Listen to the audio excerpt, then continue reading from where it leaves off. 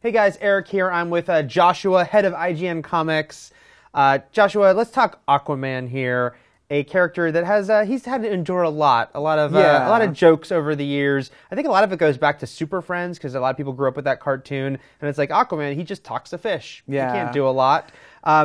However, we know now, we're 99% sure because there hasn't been official confirmation. Official, but it kind of sounds like Jason Momoa is playing Aquaman in Batman v Superman, Dawn of Justice. Presumably, he will then continue that role in Justice League. Mm-hmm. You've written your I've Got Issues weekly column. You've written about this fact and the fact that you're very much in support of bringing Aquaman in and Jason Momoa playing the character. Yeah. So tell me what it is about it that has you excited, when people are like, oh, Aquaman, what can he do? Yeah, like you said, like Aquaman is often a joke. People make fun of his powers and how he's useless on land and stuff. But I think Jason Momoa is the perfect response to that because we all know him as Khal Drogo, obviously, from Game of Thrones, where we know him as this like brooding warrior who's like this silent like badass who ripped a guy's tongue out through his throat. Yes. And for general audiences to see that person become Aquaman, he's no longer a joke. You would not call that guy lame. Yeah, I mean, he played Conan too. Yeah, it's like he's known for big, tough characters,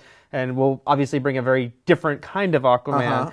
There's been a lot of different iterations of Aquaman, like a lot of comic book characters. He's gone through different phases in the comics. Is there sort of a phase of Aquaman you'd like to see them use in it? Most people are used to seeing the Aquaman with the bright orange like fish scale shirt and the green pants and everything. But I like the one we have in the picture here with Peter David.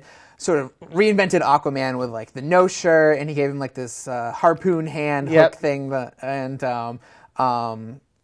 like long hair, beard, and everything, just like how Jason Momoa looks. So I think that is the version, that is the way to go. That is the Aquaman to put on screen if you're going to do Aquaman. Yeah, I mean, actually, I read the Peter David run too, and I really enjoyed it. And yeah, it was taking Aquaman and obviously you could see visually changing him, but making it much more that this is a tough guy who's gone through a lot. His hand got bitten off, and he replaced it with the cool hook. So you feel like, they have and can make Aquaman cool, right? Yeah, and give him sort of an edge, because a lot of people, they think, oh, he's just this dude swimming around the ocean, but give him the conflict of like, oh, I'm torn between I'm the king of Atlantis, but I'm also I'm born on land, and I feel for those people as well. So make him like conflicted and torn, and and I think that's like the dynamic that they should go for. And it's also funny that mentioning that he was in the Stargate Atlantis. Yeah. And I was going to play another Atlantean. Yeah, there you go. It's all meant to be. Yeah. Right now we hear he's going to be a cameo in Batman v Superman, Dawn of Justice, and then Dawn of Justice, and then presumably one of the team in Justice League. But if this is all a success, obviously DC wants this to become like Marvel and have just movie after movie and have these characters spin-offs. If Aquaman gets his own movie eventually after all this, is there a specific story you think they should take, has their influence going into that? Yeah, my favorite Aquaman story is actually one of the more recent ones from the New 52 by Jeff Johns, and it was called Aquaman and the Others, where he... it turns out his trident was one of several golden Atlantean artifacts with magical powers, and he joined up with a group where each person wielded one. One could like teleport, one could see the future, one of the best one was, his name was Prisoner of War, and he had all these dog tags around his neck, and with his relic, he could channel the skills of a previous soldier. Like if he needed to snipe something, he could channel the sniper and become the sniper. Of course, the downside being that he would still have their memories in his head, and he would go to like their houses and stuff afterwards thinking he was them.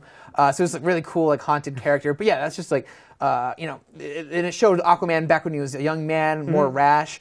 And that's how I like met them, and he had like this romance with this jungle woman named Yawara, and she was great. So I really think that is the one to do. And the story is like that was his past, but now in the present, they all have to come back together, and his villain, Black Manta, is hunting them all down for their artifacts, which is just awesome. So it's this great mix of Indiana Jones and Pirates of the Caribbean, like seafaring adventure action with like a touch of like magic in there. So I think that is the way, that is the movie that they should make for Aquaman. What's that story called again? It's Aquaman and the Others. See, I'm going to go check that out now. So yeah, we're going to be getting Aquaman returning in live action, Smallville aside. So let us know. What do you think? Jason Momoa, does it sound good to you? Are there other Aquaman stories you'd like to see them adapt? And we'll have plenty more on Aquaman, all things DC and film coming on IGN.